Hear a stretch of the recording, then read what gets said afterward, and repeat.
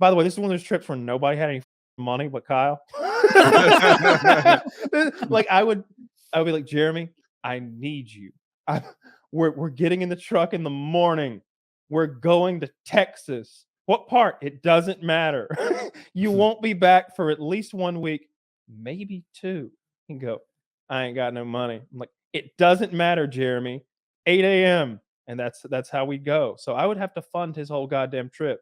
So when we got to that strip club, I felt bad having him sit there like just po pockets like pulled out, like sitting over there like doofus because he pouts. He's like, you remember when me, you, and Joe Lozon were riding around to that pizza restaurant and like maybe afterwards on those little cobblestone back streets of Joliet or south of Chicago, and Joe's like a jock, and he'll riff and pick on people, and you gotta kind of like have fun with that and not take any offense by it.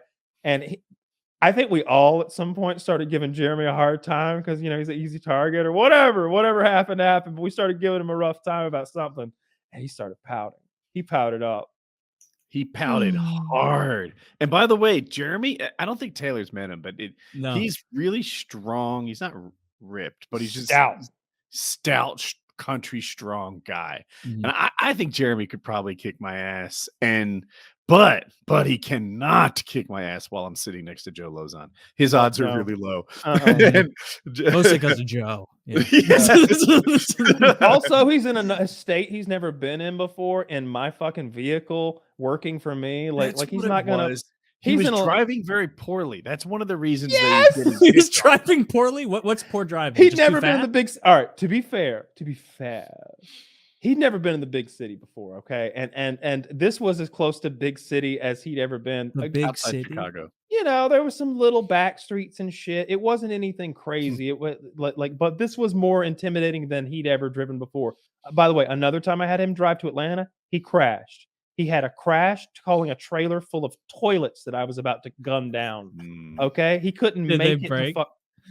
No, he ruined a trailer though, and then they tried to make it out that I should bear the recompense for the damaged trailer, a trailer that he borrowed on his own behalf.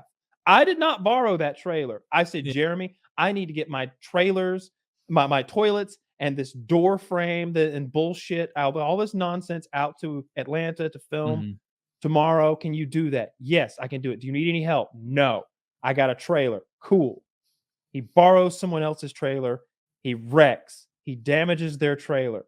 I have to get my daddy to get up at 9 a.m. and say, Dad, will you drive to the middle of fucking Atlanta, hook your truck up to this trailer full of horse shit and drive it to me? And he said, give me the fucking GPS. And he got it done. Jeremy, meanwhile, is like, hey, Carl, that trailer I borrowed that I fucking ruined the fenders on, that comes to $787 for new fenders. And I'm like, tough fucking shit. I don't feel like I should bear this recompense. My dad steps in, unbeknownst to me, fucking repairs the fenders himself, re-welds it, hammers it out. Good guy, forges him new goddamn fenders. So now I got to pay Dad for his hours. He won't tell me how many hours. It's a whole fucking horse shit thing where they like made me the bad guy. But I don't feel like I didn't borrow that trailer. He borrowed that trailer. What if he borrowed a fucking semi truck and wrecked it? What if he borrowed a $250,000 big rig and wrecked it? Am I on the hook for that? At what point do we draw the line? How much can he borrow and make me responsible for when I'm not even, unbeknownst to me? I didn't sign any contracts. I said, hey, can you get the trailer out there? This cocksucker. I see your point. This cocksucker. He's a real good guy. Yeah, but it was seems fun. like a good guy. He was a little stressed. He was driving poorly. He kept missing turns. He didn't follow the GPS correctly. And it's like he fucks up 2 or 3 times. And then by the 4th time when he fucks up, it's a joke. Like everyone just We were hungry trying to get to a pizza restaurant, like Chicago shit. And there were these one-way streets. So he'd overcommit and he'd have to do a big loop to get back. And it's like on-street parking, right? You've got to like parallel park sometimes. And I'll be honest, like I didn't encounter that until later in my life. Like where we're from, you don't see that shit. There's big fucking parking lots in front of shit. Yeah. There's never a need to parallel park, like unless you're in a larger city, which he's never in. So he was making big loops, and we're complaining because we're hungry. We just want to get in the goddamn restaurant. And so, yeah, I think we gave him a hard So time. he just didn't know how to drive in a city. Correct. Yeah. And he's my driver. That's dude, it is when you're with someone who doesn't know how to drive in a city and they're driving, it's genuinely stressful. Because like do you guys feel that way? Where like if you're looking for parking and someone driving isn't as in control of the situation as you would hope, where you're like, you'll see a place to park and you're almost like, I don't want to announce this now because they're almost too far and they'll slam on the brakes and cause a problem. Okay, we'll just find the next thing. It really is a skill. Like driving in an urban area is something that you have to get used to. You have to get used to the homeless that just I had never driven in Atlanta until like the day I had to go out here and to a job interview when I was 18 and a half years old or something like that. Mm-hmm. And yeah, that's the age you use and a half. I was I was 17 and a quarter. I was so fucking terrified. I was holding the steering wheel like this, terrified.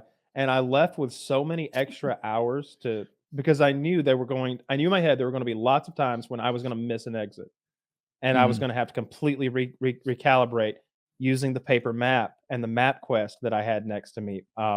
And oh my fucking God, did I ever need the extra 3 hours I gave myself that morning? I was terrified.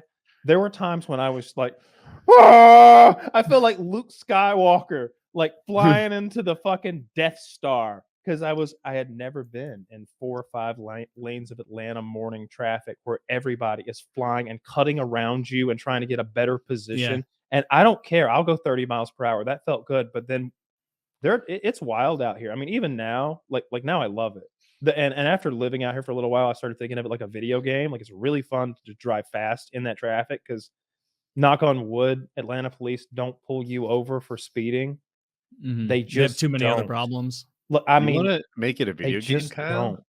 Break out the motorcycle, drive in between the cars. I did my fucking God. On my that last trip I took in December where I went to California.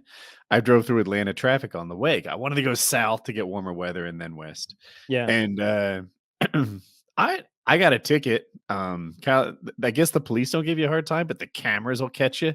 And there was a lane like for high occupancy vehicles. And I was like, that's me, maybe. I don't know.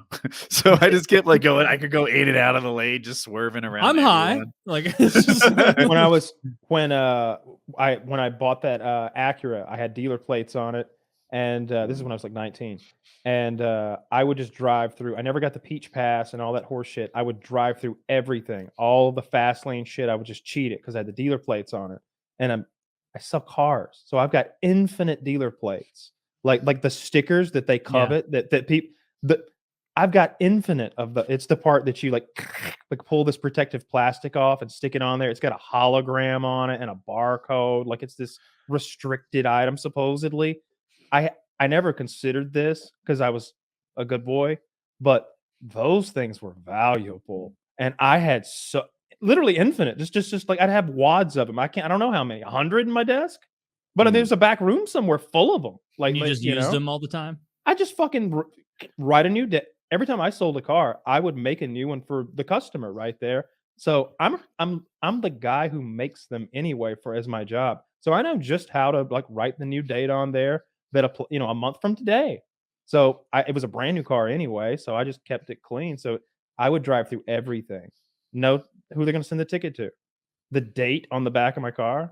So I always drove through the, what is it? The tolls, all that shit. Yeah. Never paid any of that. So when I ride on these speeding trips, tickets, none of that shit. Red my lights. license plate, even right now, it has so much mud on it that I'm pretty sure it's unreadable by a camera. And it's like after my bike's in that state, I walk around the back of the bike, I clean off the turn signals, so that people can see, and I leave the license plate a mess so that cameras can't get me. I saw a guy. One thing I'm not used to is I guess you guys are from toll states where like you have tolls and things. We don't have that in Missouri, and most of the Midwest is not tolled. Like we don't have that. So it's weird. It was weird for me to get used to. And I remember, this was probably 5 years ago. I was going to a meeting with the buyer at Publix, which is a Florida based retail chain. Good place. Yeah, Publix rules. They used to have free They samples. have great sandwiches. What happened to the samples? But you know what fucking happened is all the samples at Costco and places like that, the cost is covered by the companies trying to get on sample. Mm-hmm.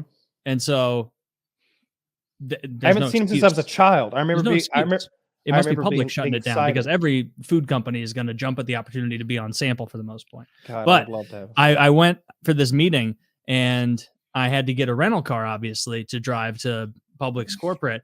And I remember getting off and seeing these tolls. Like I had to probably get through 4 or 5 tolls in this rental Nissan Versa I was in.